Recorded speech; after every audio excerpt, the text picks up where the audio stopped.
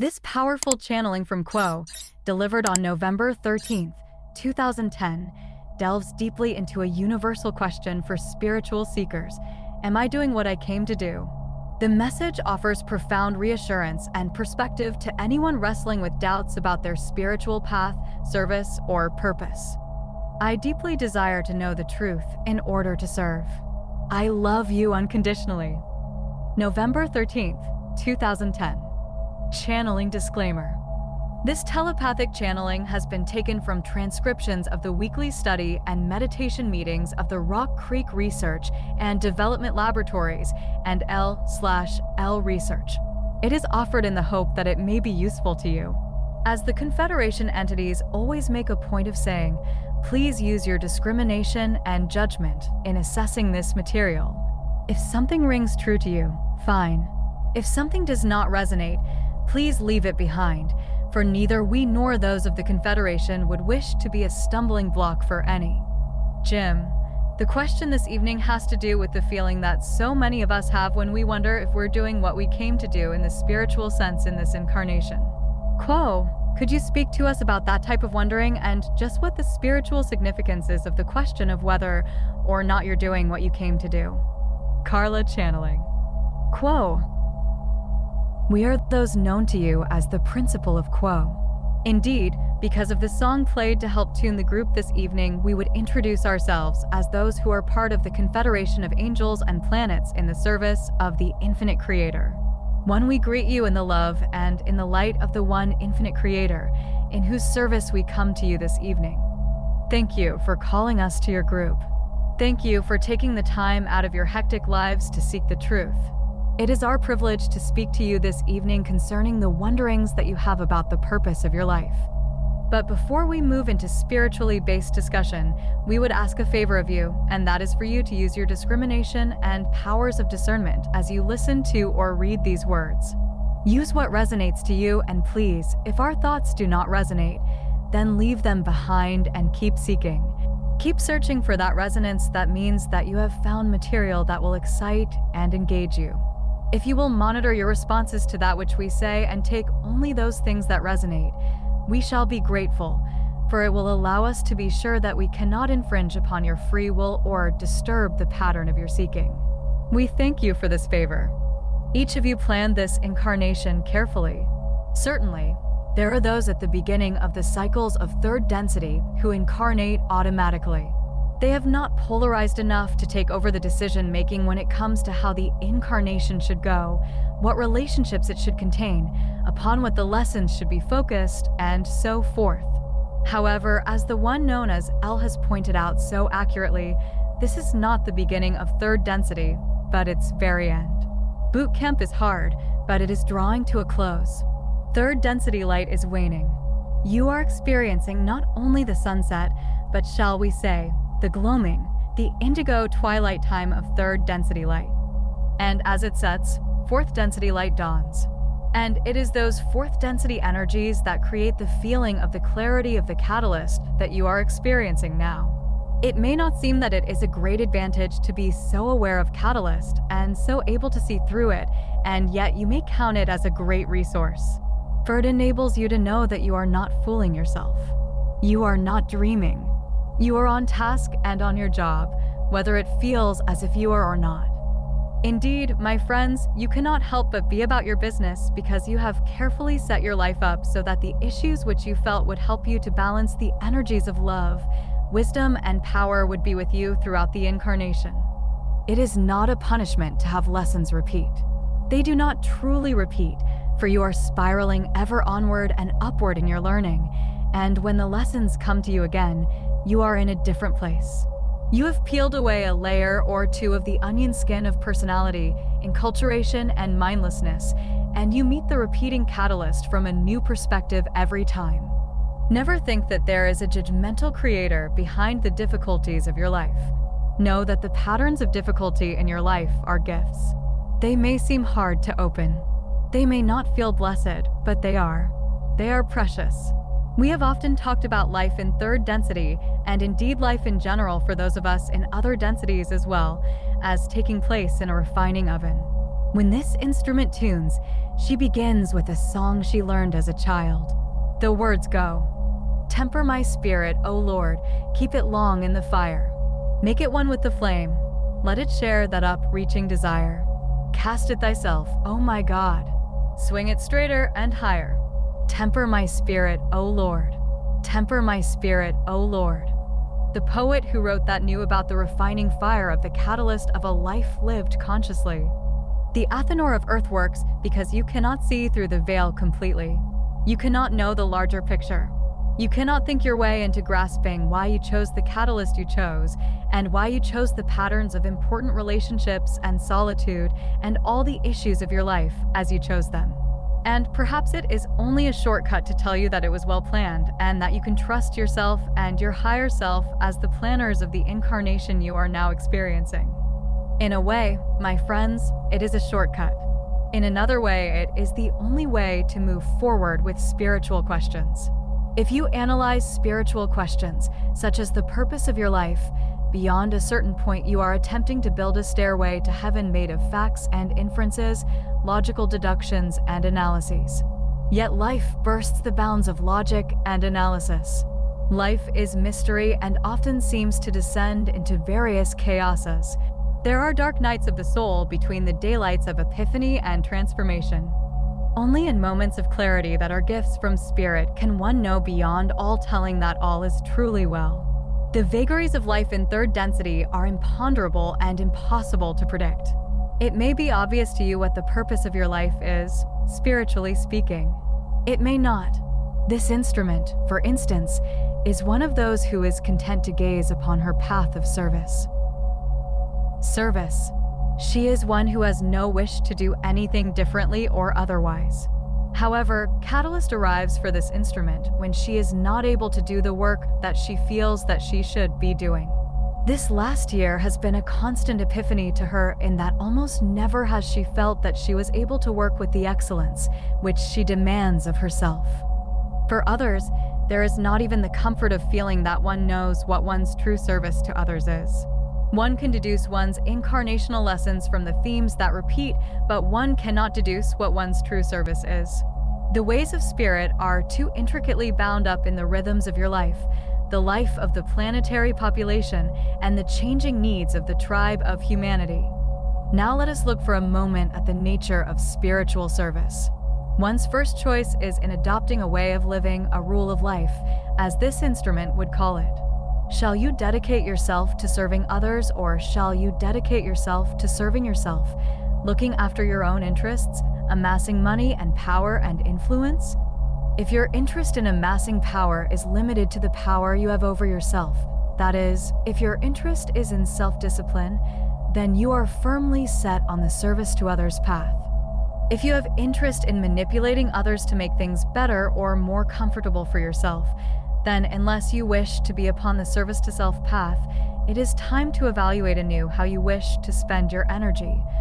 For you have so few moments in an incarnation. They are precious, my friends.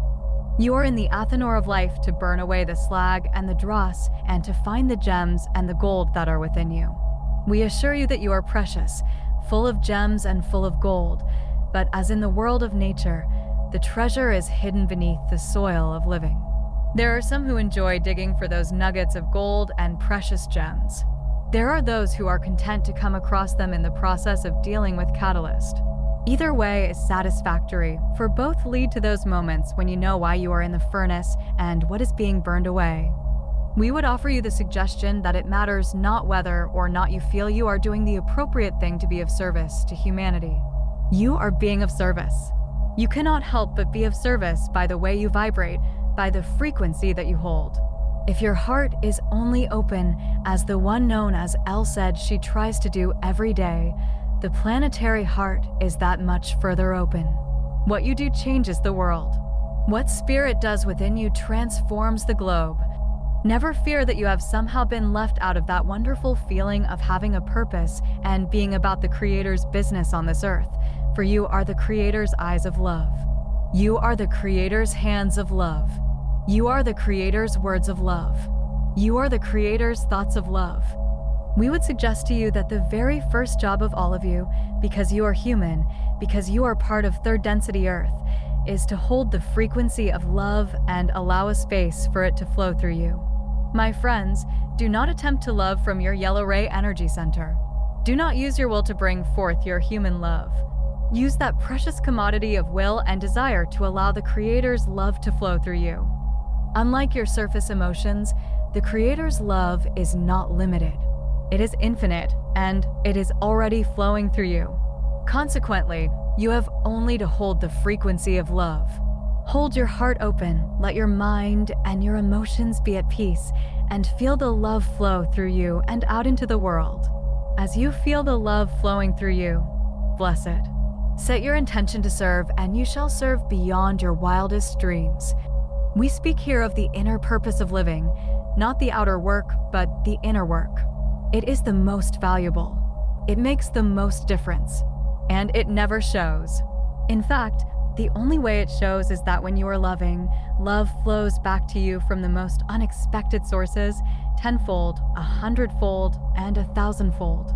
Love is reflected in love. Similarly, worry and doubt are reflected in worry and doubt.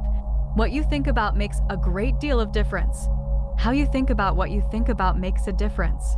If, for instance, you are attempting to analyze your situation, as long as you are doing it fearlessly, probing the mystery and looking for clues, you are an explorer.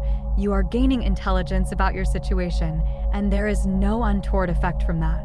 Yet, if you are thinking over and over again about the same thing without finding an answer, without finding comfort, then you may be sure that you are placing your mind in a precinct of fear. And if you live in fear, you shall draw to you what you fear. Resisting what is occurring at the moment is an exercise in fear. This instrument was speaking earlier of not being content for hours with a certain situation and finally realizing that she did not need to carry this load. She then claimed by faith that all was well and felt the load slide off of her back, off of the wagon that she was pulling of this and that. There is a reason to know and claim that all is well. It is a simple reason. The Creator is love. You are part of the Creator, and you're part of that love. Every humble task that you accomplish is also a spiritually vivid and living task. There is nothing so humble that it does not sing of the beauty of the Creator. The ways of spirit are not the ways of humans. There is no measure for service. All services are equal. If you clean the bathroom with love in your heart, it is as much a service as if you heal or channel or teach with love in your heart. And indeed, if one who teaches or heals does not have love in her heart, you who clean the bathroom are serving more efficiently, more efficaciously, and to a higher degree of beauty. Think of yourself as one who appreciates beauty and appreciate it in yourself. Your desire to serve is a beautiful thing, to be nurtured and encouraged, respected and supported by you whether or not another soul appreciates or supports you and your hopes and your dreams of service. Life's experiences are often startling. A woman plans to take on the world and then discovers she is pregnant and her world takes a complete turn into another neighborhood. The structure of her life completely alters because her world now contains the sacred honor/duty of nurturing life and being a parent, and suddenly service to others is nursing a baby and changing its diapers. A man may feel that he is on fire with the love of music and may achieve preeminence in his field and suddenly discover, after many years of being sure that his nature is to be a performer, that mechanical problems cause him to be unable to play any longer. Where is his service? Where is his purpose? It is important, therefore, to begin with the knowledge that faith alone can give, the assurance that all is well and all shall be well, so that when your life takes a turn and seems out of control, you know that your purpose and your service endure and are as close to you as your breathing. You cannot fail to be of service if you set your intention to do so. You can only fail to appreciate your efforts. We encourage you to appreciate your own efforts, to respect your own intentions even when they do not seem to result in the service that you thought was yours, for all things are of service to one who loves. You may have no idea what the effect is that you have on those around you. You may have no notion of how you changed people's lives because you smiled on the street with a smile full of joy and lightness of heart on a day when there was no light for that person, on a day when that person felt invisible. You do not know what you do, but you do not need to know what you do if you only focus on service in the simplest things, keeping your heart open, keeping yourself tuned. When you notice that you are not in a positive and vivifying emotional state, ask for help. There is an abundance of help. You've heard about calling all angels in your message before the meditation tonight in the song. Call them and thank them and ask them to help and heal, for they live to be asked and they love to work with you. Call your higher self and your guidance system and collect them about you and ask them to help. And thank them for helping. Find out what changes your frequency and then apply that knowledge. The one known as Elle spoke earlier of discovering that singing stabilizes her emotionally, and so she sings. Find out what stabilizes your emotions. What is the balm of Gilead for you? And when you find something helpful, use it. The greatest enemy of service is that detachment that comes from constant discouragement, that weariness of soul and emotions that causes you to think, what's the use? What does it all mean? When you wonder what it means, turn to those things that comfort and heal you. And we would have some suggestions there, for there are some sturdy friends that you have, not just in spirit, but in the world around you. Your greatest companion, the one who loves you without stint, lies directly out your window.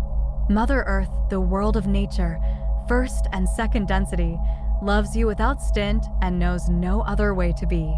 For first and second density are not behind the veil as are you.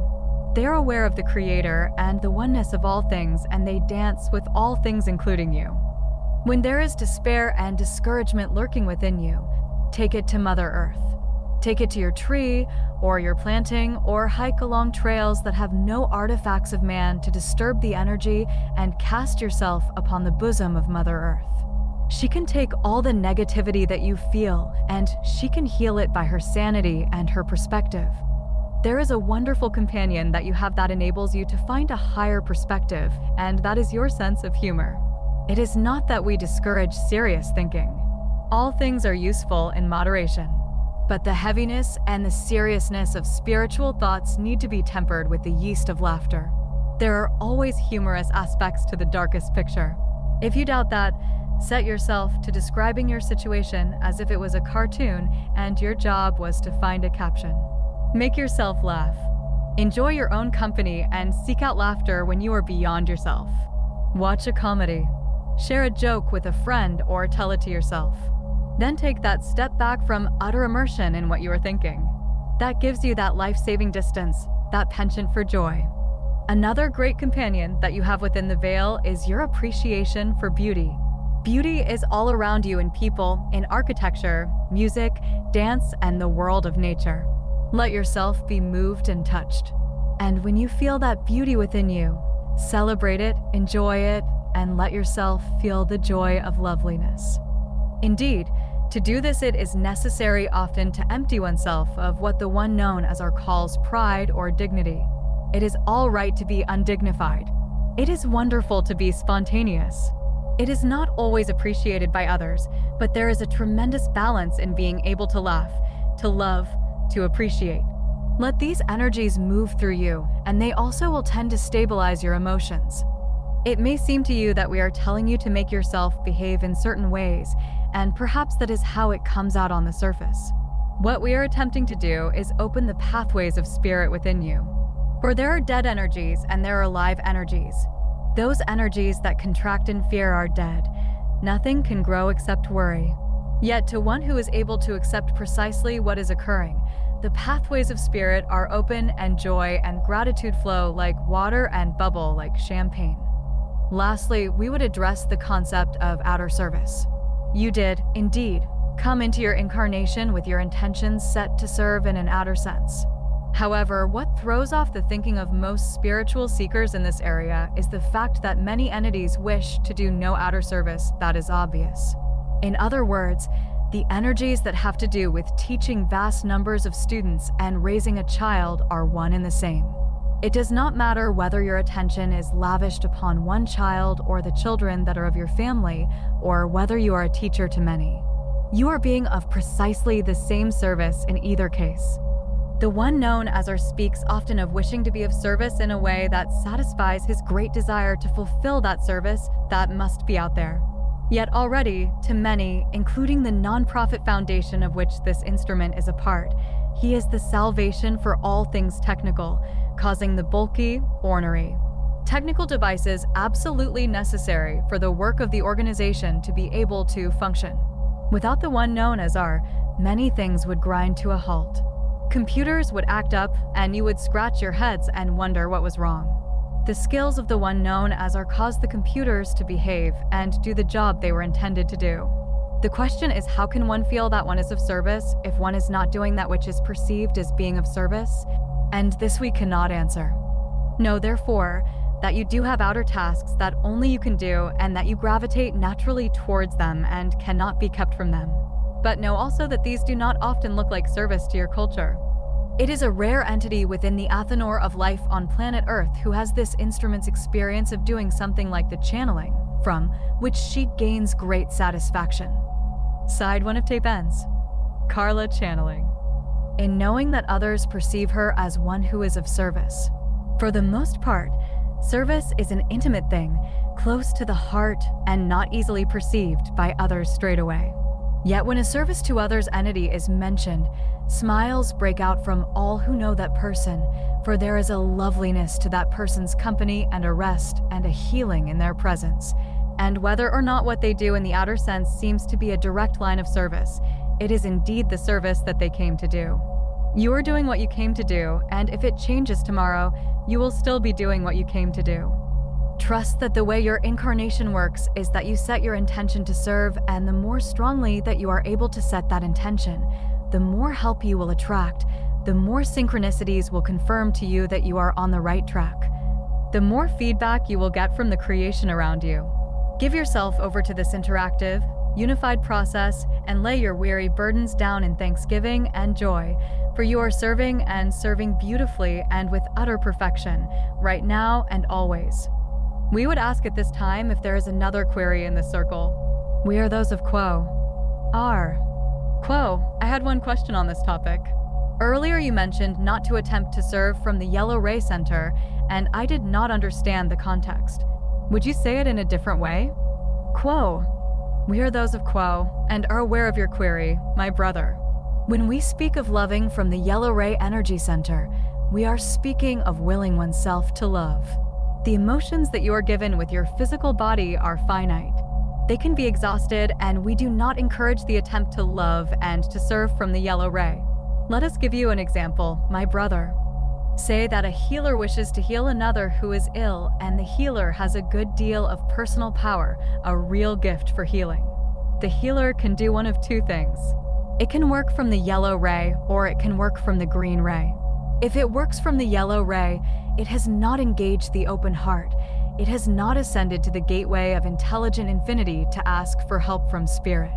There is simply the decision that that person needs healing, and it's going to be done. And so the healer engages with the one to be healed and perhaps touches that patient and perhaps is even able to reduce or eliminate pain for a given period of time. But the energy of human intent without spirit's aid becomes exhausted after an hour or a day. The comfort that was desired to be given is given, but then it is taken away because the energy is exhausted. Now, the one who heals from the Green Ray empties the self of all but the intent to act as an instrument for the infinite love and light of the one Creator, and it allows itself to be used as an instrument of healing by spirit, which moves through that precious nexus that you represent, that place where infinite energies can come into a finite world. That energy is intelligent. It knows where it needs to go and how it needs to work. There is no need for thought. There is no need for effort. There is only the need to offer oneself as an instrument. Then infinite energy flows through which is never exhausted. It is the same way, my brother, with love itself. You can school your behavior to imitate loving others, but you cannot force yourself to love others for you become exhausted. However, if you open your heart against all odds sometimes, against the resistance of the surrounding ambience, and simply rest in the open heart, love can flow through you on a continuing basis. Then your job simply becomes the reopening of a closed heart, and a heart can close in a heartbeat, shall we say, because there is fear, because there is danger, because there is destruction, because of so many things, whether the problems are with yourself, with others, with your job, with something that irritates you, with something that causes you pain, with suffering that you've had to endure. There are as many ways to close the heart as there are emotions in the human breast, and there are as many ways to open it again as the remembering consciousness can find. But it is not necessary to will the self to be so and so, such and such. It is necessary only to intend to keep the heart open and serve, and hold, above all, that frequency of the infinite love and light of the one Creator.